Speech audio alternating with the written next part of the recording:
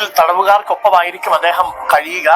പ്രത്യേകിച്ച് സെല്ലൊന്നുമില്ല, ഒരു പരിഗണനയും അവിടെ കിട്ടത്തില്ല. സുഹൃത്തുക്കളെ, വളരെയധികം ദുഃഖപരമായിട്ടുള്ള വളരെയധികം വിഷമം ഉണ്ടാക്കുന്ന സംഗതിയാണ് പറയാൻ പോകുന്നത്. അത്രയും വിഷമത്തോടെ അരുൺകുമാർ അത് അവതരിപ്പിക്കുന്നുണ്ട്. ഇത് കേട്ടു കഴിഞ്ഞാൽ, ഈ അരുൺകുമാർ അവതരിപ്പിക്കുന്നത് കേട്ടു കഴിഞ്ഞാൽ മാത്രമാണ് ഈ വീഡിയോ പരിപൂർണമായിട്ട് നിങ്ങൾക്ക് മനസ്സിലാവുള്ളൂ. ഒന്ന് കേട്ടു. റിമാൻഡിൽ തടവുകാർക്കൊപ്പമായിരിക്കും അദ്ദേഹം. പ്രത്യേകിച്ച് സെല്ലൊന്നുമില്ല, ഒരു പരിഗണനയും അവിടെ കിട്ടത്തുമില്ല. കാക്കനാട് ജില്ലാ ജയിലിലാണ്. അപ്പം അത്ര വലിയ സൗകര്യങ്ങളും അവിടെ ആ അർത്ഥത്തിലില്ല. അപ്പോ തടവുകാർക്കൊപ്പം ഒരുമിച്ച് ബോബി ചെമ്മണ്ണൂർ കുറച്ച് ദിവസം കൂടി കഴിയേണ്ടി വരുന്ന ഒരു സാഹചര്യമുണ്ട്.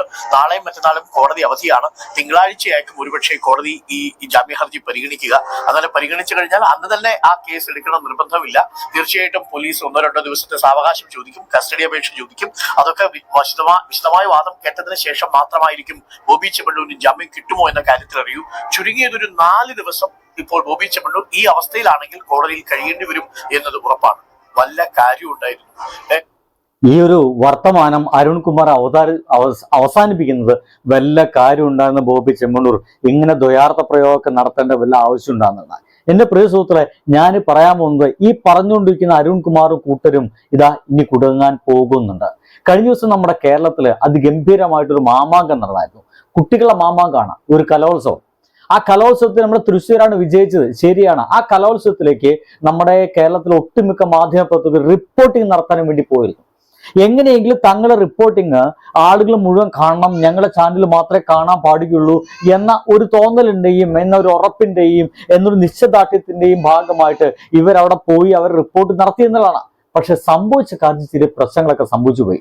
ഇവര് എങ്ങനെയെങ്കിലും തങ്ങളെ ചാനലുകൾ നാട്ടുകാർ കാണണമെന്നതിന്റെ ഭാഗമായിട്ട് ഇവരവിടെ ചെറിയ പരിപാടി ഉണ്ടാക്കി. ഒപ്പന കളിക്കാൻ വന്നിരുന്ന ഒരു പെൺകുട്ടിയെ വെച്ച്, ഒപ്പനയ്ക്ക് മണവാട്ടിയാവാൻ വേണ്ടി വെച്ചിരുന്ന ഒരു പെൺകുട്ടിയെ വെച്ച് ഇവരൊപ്പം റിപ്പോർട്ട് ചെയ്യാൻ പോയിരുന്ന ഒരു റിപ്പോർട്ടറെ വെച്ചിട്ട് ഒരു കഥ മെനഞ്ഞുണ്ടാക്കി, ഒരു പ്രണയ കഥ മെനഞ്ഞുണ്ടാക്കി. അതിന്റെ ഭാഗമായിട്ട് ഏറ്റവും അശ്ലീലപരമായിട്ടുള്ള ഒപ്പം തന്നെ ചില ദ്വയാർത്ഥ പ്രയോഗങ്ങളൊക്കെ അരുൺകുമാർ നടത്തി എന്നാണ് ഇപ്പോൾ പറയുന്നത്. എന്തായാലും അതിനൊപ്പം വന്ന ഒരു വാർത്ത രസകരമാണ്. റിപ്പോർട്ടർ ചാനലിനെതിരെ കേസെടുത്ത് ബാലാവകാശ കമ്മീഷൻ. എന്തിന് കേസെടുത്തു? കലോത്സവ റിപ്പോർട്ടിങ്ങിൽ ദ്വയാർത്ഥ പ്രയോഗം നടത്തിയെന്നാണ് കേസ്. സുഹൃത്തുക്കളെ, ഇതേപോലെ ദ്വയാർത്ഥ പ്രയോഗം നടത്തിയ ഒരു മനുഷ്യന്റെ പേരാണ് ബോബി ചെമ്മണ്ണൂർ. ഇതേപോലെ ദ്വയാർത്ഥ പ്രയോഗം നടത്തിയതിന്റെ ഭാഗമായിട്ടാണ് ഇപ്പോൾ പോലീസ് സ്റ്റേഷനുകൾ, കോടതിയൊക്കെ ഇങ്ങനെ കയറി ഇറങ്ങി നടന്നുകൊണ്ടിരിക്കുന്നത്. ഇനിയും 4-5 ദിവസം സ്വപ്നത്തിൽ വിചാരിക്കാൻ പറ്റാത്ത ഒരു കടപ്പ് കെടുക്കേണ്ടി വരുന്നുണ്ട് നമ്മുടെ ബോബി ചെമ്മണ്ണൂർ. അങ്ങനെയാണെങ്കിൽ അടുത്ത് കേൾക്കുക, അരുൺകുമാർ സഭ്യമല്ലാത്ത ദ്വയാർത്ഥ പ്രയോഗം നടത്തിയെന്ന് കമ്മീഷൻ. റിപ്പോർട്ടർ ചാനൽ മേധാവിയിൽ നിന്ന് റിപ്പോർട്ട് തേടി എന്നാണ് ഇപ്പോൾ കിട്ടുന്ന വാർത്ത. അങ്ങനെയാണെങ്കിൽ ഇപ്പോൾ വളരെ വിഷമത്തോടെ നമ്മുടെ ബോബി ചെമ്മണ്ണൂരിന്റെ ജയിൽ വാസത്തെ കുറിച്ച് പറഞ്ഞുകൊണ്ടിരിക്കുന്ന ഈ അരുൺകുമാറും കുടുങ്ങില്ലേ? നമുക്ക് ആ വർത്തമാനം ഒന്നുകൂടി കേൾക്കാം. റിമാൻഡിൽ തടവുകാർക്കൊപ്പമായിരിക്കും അദ്ദേഹം കഴിയുക. പ്രത്യേകിച്ച് സെല്ലൊന്നുമില്ല, ഒരു പരിഗണനയും അവിടെ കിട്ടത്തുമില്ല. കാക്കനാട് ജില്ലാ ജയിലിലാണ്. അപ്പം അത്ര വലിയ സൗകര്യങ്ങളും അവിടെ പ്രത്യേകിച്ചിട്ട് ജയിലൊന്നും സെപ്പറേറ്റ് കിട്ടില്ല. മറ്റു തടവുകാരൊപ്പമായിരിക്കും. എന്റെ പ്രിയപ്പെട്ട അരുൺകുമാറെ, താങ്കളും ഈ ഇതേപോലെ തന്നെ കേസ് എടുക്കാൻ പോവുകയാണെങ്കിൽ ഏത് പ്രമുഖനെയും കൊണ്ടുപോയി എടുത്തിടും എന്നൊക്കെ താങ്കളുടെ ചാനലൊക്കെ കുറച്ചു നേരത്തെ മുഖ്യമന്ത്രി പിണറായി വിജയനൊക്കെ പുകഴ്ത്തി പാടിയിരുന്നല്ലോ. അദ്ദേഹം അതുപോലെ തന്നെ ചെയ്യുകയാണെങ്കിൽ അരുൺകുമാർ എന്ന് പറഞ്ഞ വ്യക്തി അങ്ങനെ ദ്വയാർത്ഥ പ്രയോഗം നടത്തിയിട്ടുണ്ട് എങ്കിൽ അരുൺകുമാർ അടക്കമുള്ള ആ ഒരു പരിപാടിയിൽ പങ്കെടുത്ത് ആ ഒരു പെൺകുട്ടിയെയും വെച്ചുകൊണ്ട് ആ ഒരു കലോത്സവത്തിനിടയ്ക്ക് നടത്തിയ ആ ഒരു പ്രണയ ചാപല്യപരമായിട്ടുള്ള ഒരു വീഡിയോയ്ക്കെതിരെ ബാലാവകാശ കമ്മീഷൻ കേസെടുത്തു എന്നാണ് ഇപ്പൊ പറയുന്നത്. അങ്ങനെയാണെങ്കിൽ അത് നിങ്ങളൊക്കെ കുടുങ്ങാൻ പോകുന്ന കുടുക്ക്, ഒരു ഗംഭീര കുടുക്ക് എന്നല്ലാതെ എനിക്കൊന്നും പറയാനില്ല. ഇപ്പൊ പറഞ്ഞില്ലേ, പ്രത്യേകിച്ച് ജയിലൊന്നും ഉണ്ടാവില്ല, പ്രത്യേകിച്ച് വേറെ ഒരു മുറിയൊന്നും കിട്ടില്ല, മറ്റു തടവുകാരോടൊപ്പം കിടക്കേണ്ടി വരും. കാക്കനാട് ജയിലാണ്, ഭയങ്കര തിരക്കാണ്. ഇതൊക്കെ റിപ്പോർട്ടർ ചാനലിലെ ഇദ്ദേഹത്തിനും ബാധകമാവെന്നാണ് പറയുന്നത്. എന്തായാലും ഒരു വാർത്ത ഇങ്ങനെ വന്നിട്ടുണ്ട്. കലോത്സവ റിപ്പോർട്ടിന് പലതും കാണാൻ അരോചകമായിട്ടുള്ളതായിരുന്നു. എങ്ങനെയെങ്കിലും റിപ്പോർട്ട് നടത്തിയിട്ട് അത് ഗംഭീരമായിട്ട് നാട്ടുകാരുടെ മുമ്പിലേക്ക് മസാല ചേർത്ത് ഇറക്കിയാൽ മാത്രം മതി എന്നാണ് ഇവന്മാരൊക്കെ വിചാരം. അങ്ങനെയാണ് മണവാട്ടിക്കുട്ടിയും റിപ്പോർട്ടറായ ഒരുത്തരം വെച്ച് പടച്ചുവിട്ട ആ സ്റ്റോറി എല്ലാ അതിരുകളും ലംഘിച്ചത്. ഇത്തരം അശ്ലീലവും ആഭാസവും നിറഞ്ഞ വർത്തമാനം വാർത്താ വിൽപ്പനയ്ക്ക് ഉപയോഗിക്കുന്നത് കൃത്യമായും ക്രൈം എന്നാണ് ഒരാൾ എഴുതിയിരിക്കുന്നത്. കുട്ടികളുടെ അവകാശവും അഭിമാനവും സംരക്ഷിക്കാൻ മാധ്യമ പ്രവർത്തകർക്കായി ഉണ്ടാക്കിയ ഗൈഡ് ലൈൻ പറയുന്നത് ഇങ്ങനെയാണ്: Indian news television licence have guideline to protect children from defamation. The News Broadcasters Association and the Indian Broadcasting Foundation have codes to regulate the content. No defamatory content news channels should refrain from broadcasting defamatory content against children. Responsible reporting. While reporting on the children, avoiding sensationalization, sensationalism and ensuring accuracy. ഇവിടെ പറയുന്നത് കുട്ടികളെ വെച്ചിട്ട് നിങ്ങൾ ഒരു വാർത്ത ഉണ്ടാക്കരുത്, ഉണ്ടാക്കുക തന്നെയാണെങ്കിൽ അത് സെൻസേഷണലിസം പാടില്ല. ഇവിടെ പിന്നെ എന്തിനു വേണ്ടിയിട്ട് വാർത്ത ഉണ്ടാക്കിയ?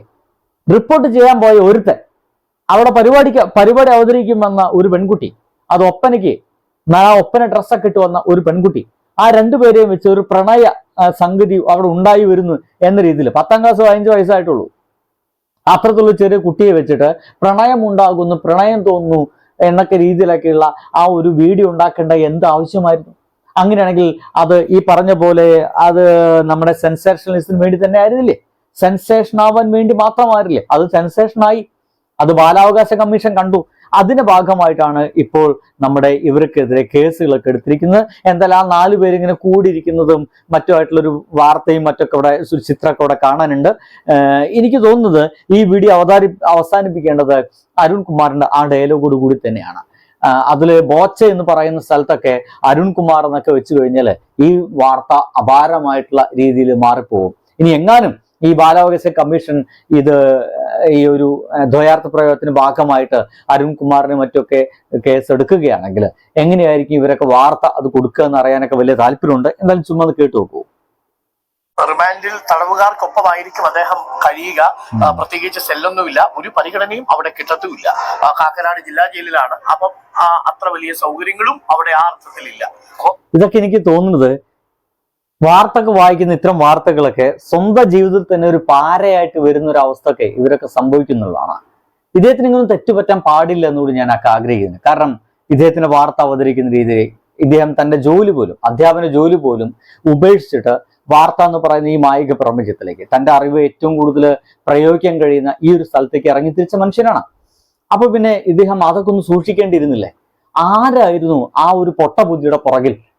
അവിടെ വന്ന ഒരു 15 വയസ്സായ പെൺകുട്ടിയെ വെച്ചിട്ട് ഒരു പ്രണയ ചാപ്പിൽ വീഡിയോ ഉണ്ടാക്കാനുള്ള ആ ഒരു പൊട്ടബുദ്ധിയുടെ പുറകിൽ നിങ്ങളുടെ റിപ്പോർട്ടിംഗ് ഇല്ലേ, അല്ലെങ്കിൽ ആ കണ്ടന്റ് മേക്കേഴ്സില്ലേ, ആ ഏത് പൊട്ടനായിരുന്നു അത് ചെയ്തത് എന്നറിയാൻ വലിയ താല്പര്യമുണ്ട് കേട്ടോ.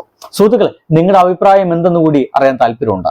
ബോച്ച ചെയ്തതുപോലെ തന്നെയുള്ള ഒരു കുറ്റം തന്നെയല്ലേ ഇവിടെയും സംഭവിച്ചിരിക്കുന്നത്? ആണോ? മറുപടി പ്രതീക്ഷിക്കുന്നു. ബൈ.